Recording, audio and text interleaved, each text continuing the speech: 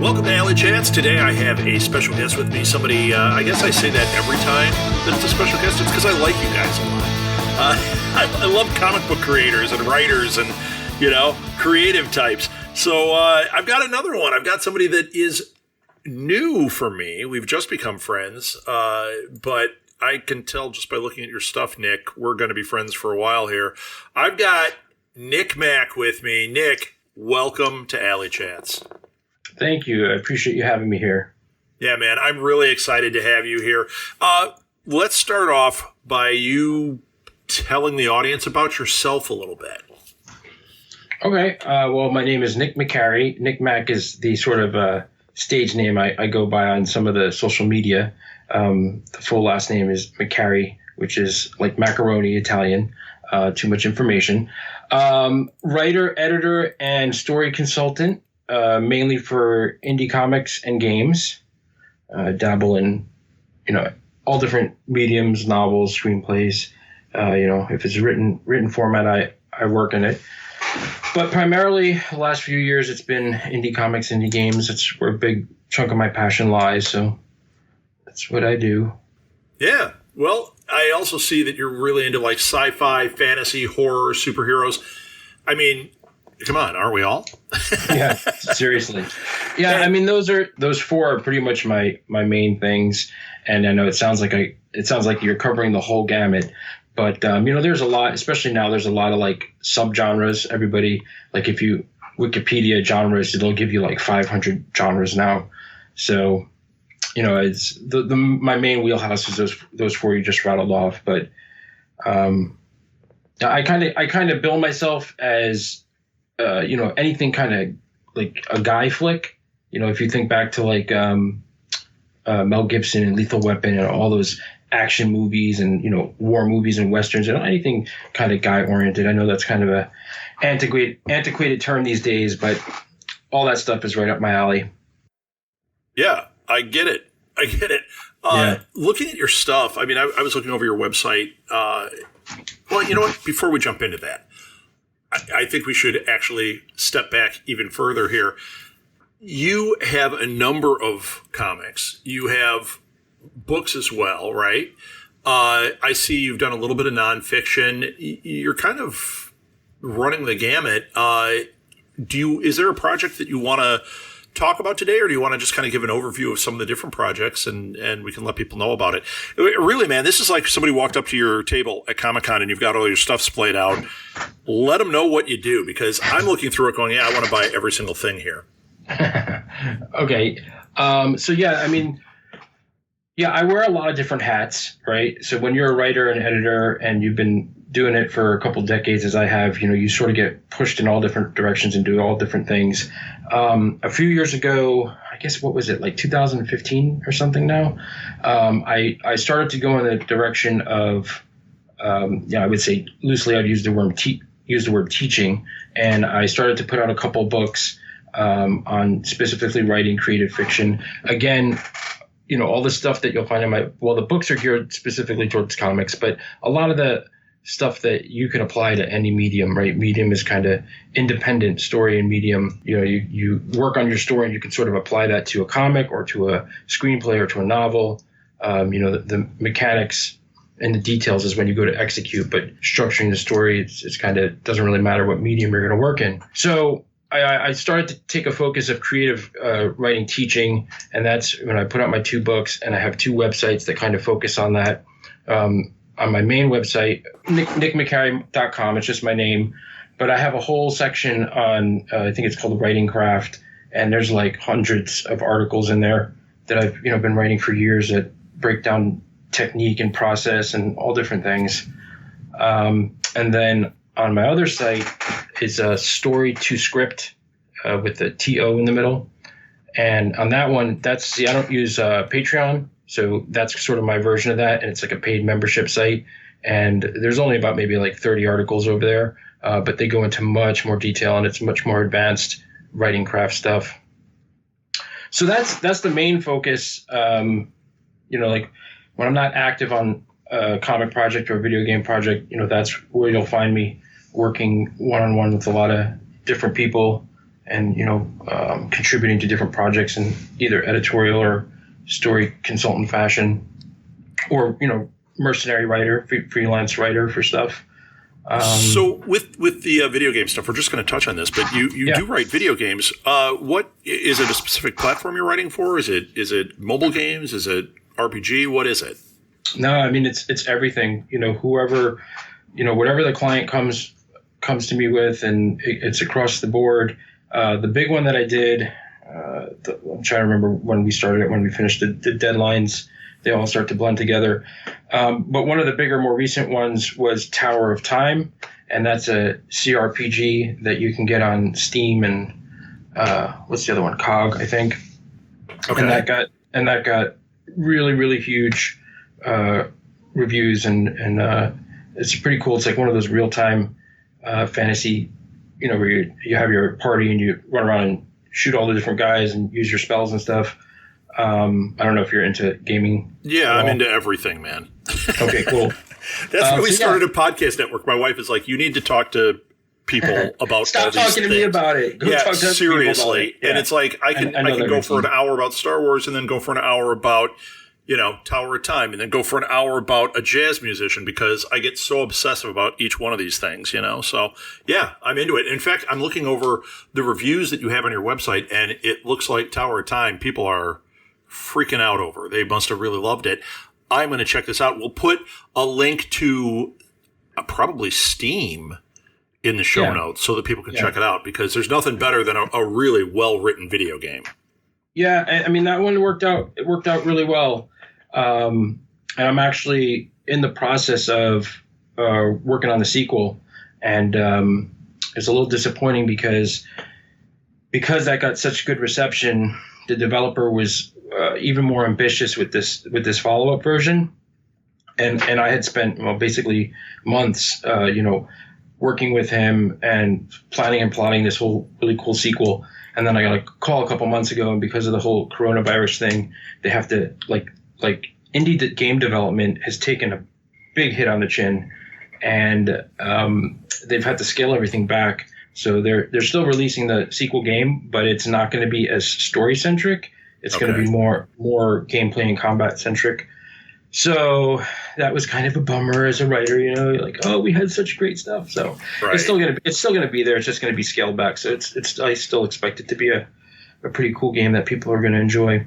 Well, I'm going to encourage everybody to buy it, and then it might give them, the cash flow, and encourage them to make a third one, and then you can get that story back in the third one. Yeah, it wasn't even really the cash flow for that developer. It's the fact that nobody was allowed to go to the office to work, and then people literally it was I've heard this so much, man. Yeah, and this thing just shut everything down, and it's crazy. I don't want to sidestep too much, but working in indie games as a writer and an editor, I have seen firsthand, because I don't do I'm working on a creator-owned project that maybe we'll talk about in a second, but I don't develop any of this stuff myself. It's me always working for other people, and man, the burnout level for indie game developers is insane. Like, I've worked on so many projects, and these are not people with $500 budgets. You're talking, $20,000, $50,000, $100,000 budgets.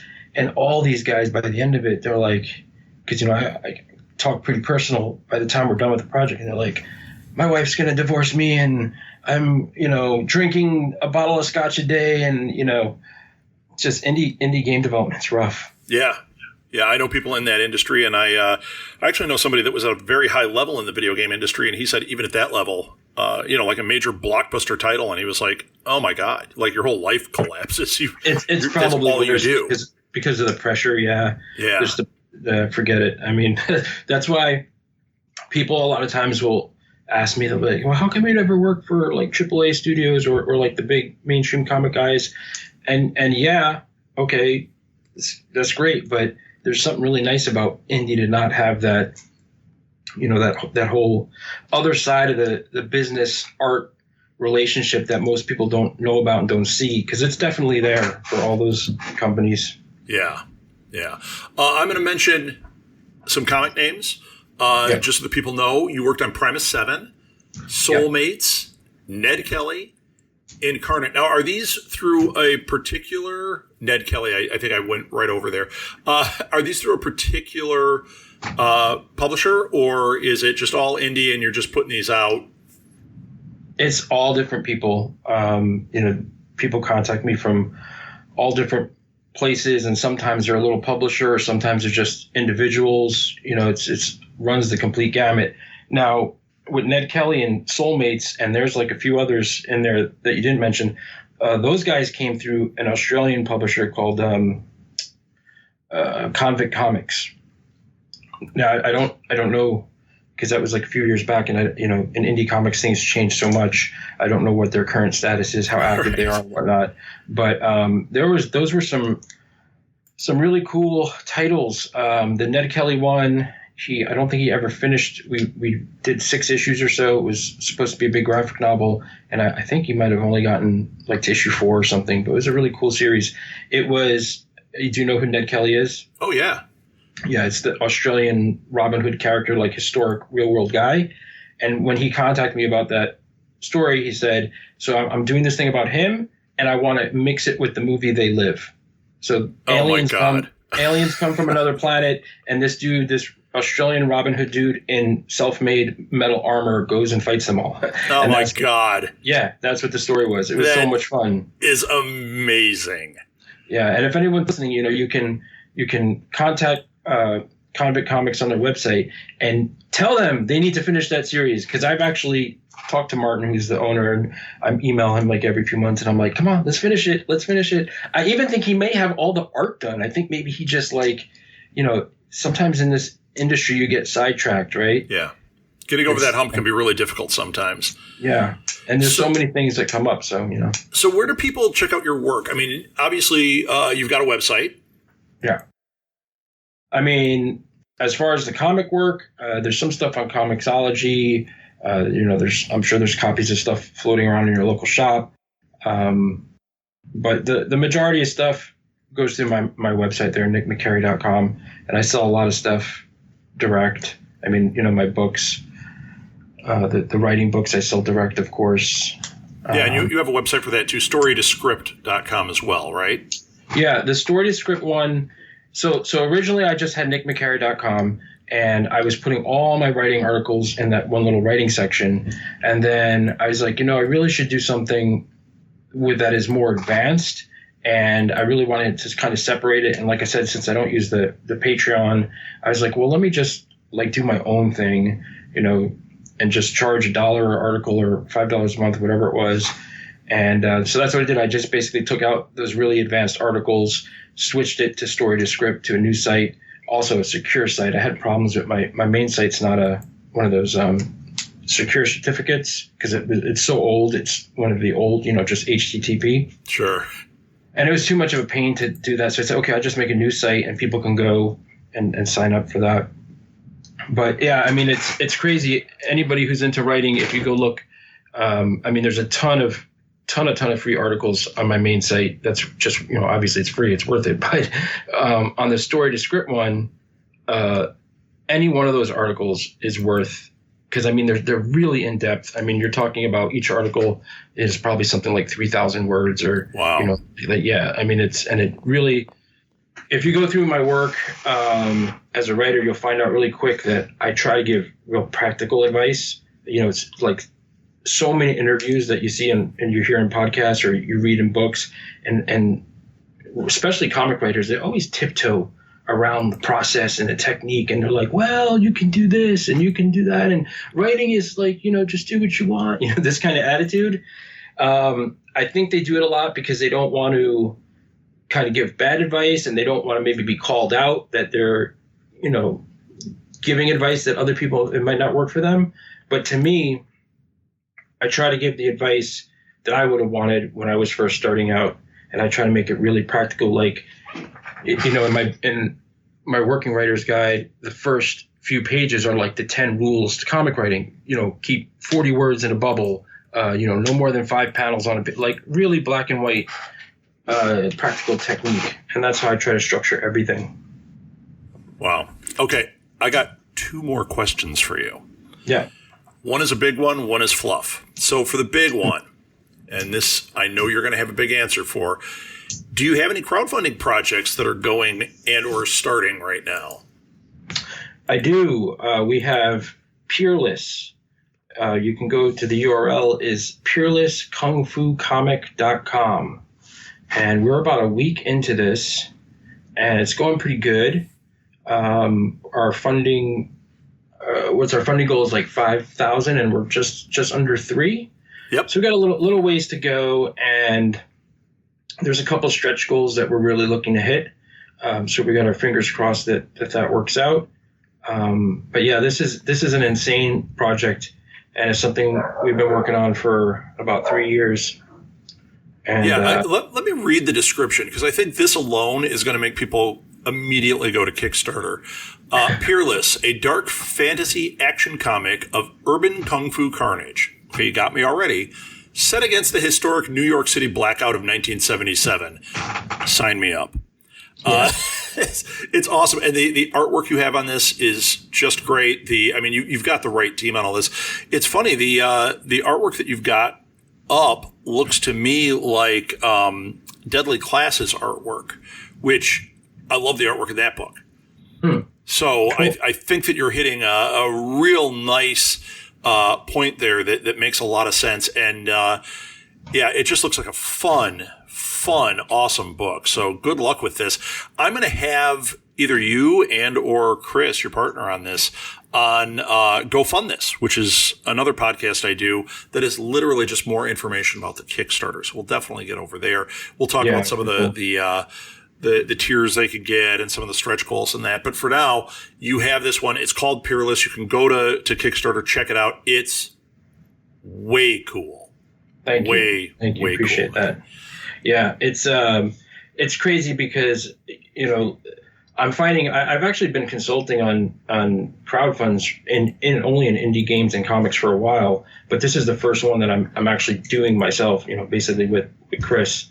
And it's insane how much work it is, but it's also been very eye-opening to see how much social media throttles you down the minute you try to promote your own work. Yeah. And I'll give you there's an a lot of example. theories about it until you're doing it for yourself, and then it's like, oh my God. They're just trying to make money, right? Because like literally, so I have like 5,000 friends on Facebook, right? And I was like, wow, my posts are not getting any views. So I went and I messaged about 20 or 30 friends on my list, messaged them directly, sent individual messages like, hey, Rob, I just was curious. Have you seen that we put out a Kickstarter like earlier this week, right? So out of all the people I messaged, every single one of them said that they didn't see it. Okay, we all know Facebook. There's so many people that didn't see it, right? But here's the thing. So Facebook literally like flagged me and said, you're sending too many private messages to your friends. And if you keep this up, we're going to basically restrict your account. You're not going to be able to do anything. Now, this is 20 or 30 friends over the period of about maybe 2 or 3 hours. And I have 5,000 friends. I mean, are you kidding me? Yeah. You can't do anything. So this is what the main thing that we're running into. And the reason why I bring that up is because whenever anybody that I can actually get through to goes to the kick and comes back, they're like, they have the same reaction you just had. They're like, holy cow. This is like my childhood. This is something that seems so amazing. I'm not going to pay my rent. I'm going to give you some money instead, Wow. Now that's pretty cool. That's how the response has been. Yeah. I got to say, I can relate. We put out a podcaster book, this last year called Pod Life. And the day it hit, I was like, okay, I'm going to start this campaign. And I did the same thing. I started sending messages, and they put me in Facebook jail. Right. And I'm sending private messages. They didn't like that I was using a link that didn't say Amazon on it. Because as soon as I did it with Amazon, all my stuff went through later. And then to top it off, they say, okay, we're going to restrict you. You're going to go in Facebook jail, right? And then they say, but just don't forget, you can pay us. Yeah, you can advertise. You can give us money, right? And that'll help. Yes. Yeah. So I don't know. It's just, and I understand they're a private company, all that, but I've always had the mindset and the approach that, you help people be successful. Like whenever I'm working with other writers and stuff, help people be successful. And the more successful they are, the more it's going to come back to you, whether they hire you for more projects or, give you a bonus because they, made a bunch of money or whatever it is. And I think if some of these social media companies were honest and they let that happen, I mean, I don't know any comic creator that if you went to Facebook, had a killing in your Kickstarter, made $100,000, you wouldn't happily, go advertise on Facebook for $1,000 a month or whatever. Everybody would do that. But they do it the opposite. They're like, we're not letting you do anything until you give us your money. So yeah, they don't do it. They're counterintuitive to the way you and I think, for sure. Yeah. So once again, it's Peerless. It's on Kickstarter. I mean, I'm just sitting here staring at it, going, man, I really want to see what happens here. So yeah, I encourage everybody, and you can listen to an extended talk about this and about the project a little more in depth when we get you on Go Fund This, that podcast.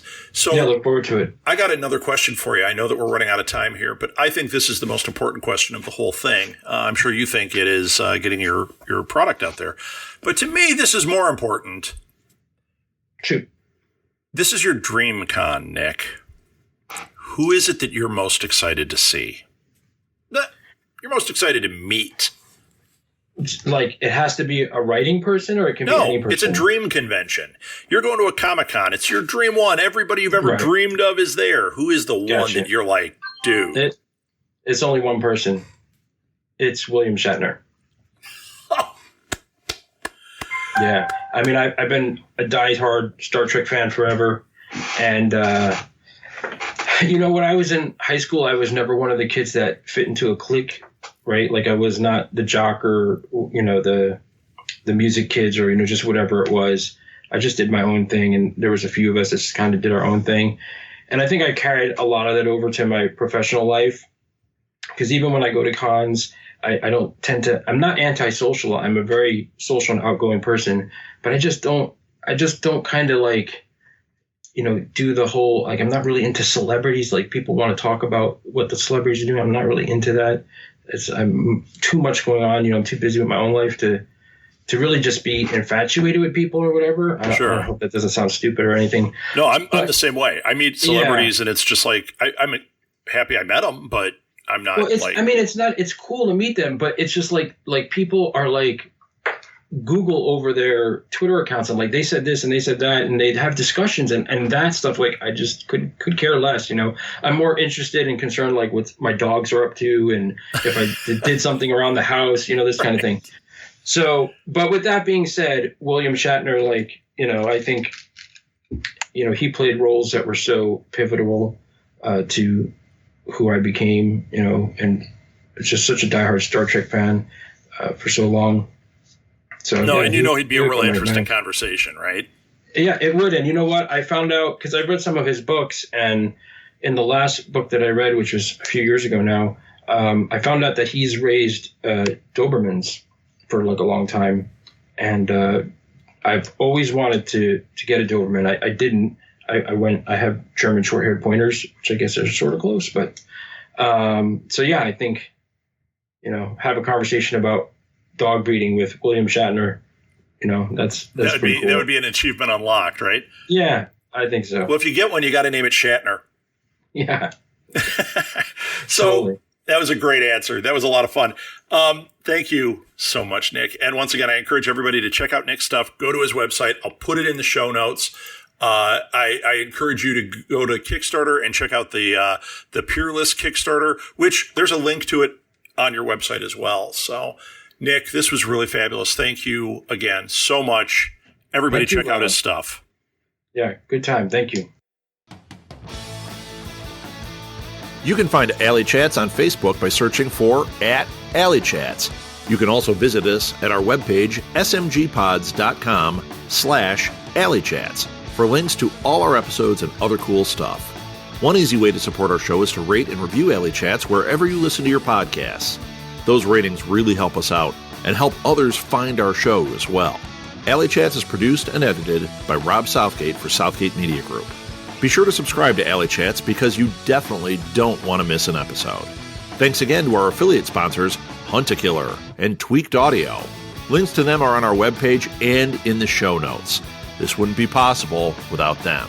Our theme song is by Benny and the No Goods. Check out their awesome music at bennyandthenogoods.bandcamp.com. If you're an artist or writer or creative type that would have a table at an artist alley and would like to be on Alley Chats, message us through the Facebook page or email us directly at southgatemediagroup@gmail.com and we'll set up an interview. Thanks for listening, everybody. We'll be back tomorrow with another fantastic show.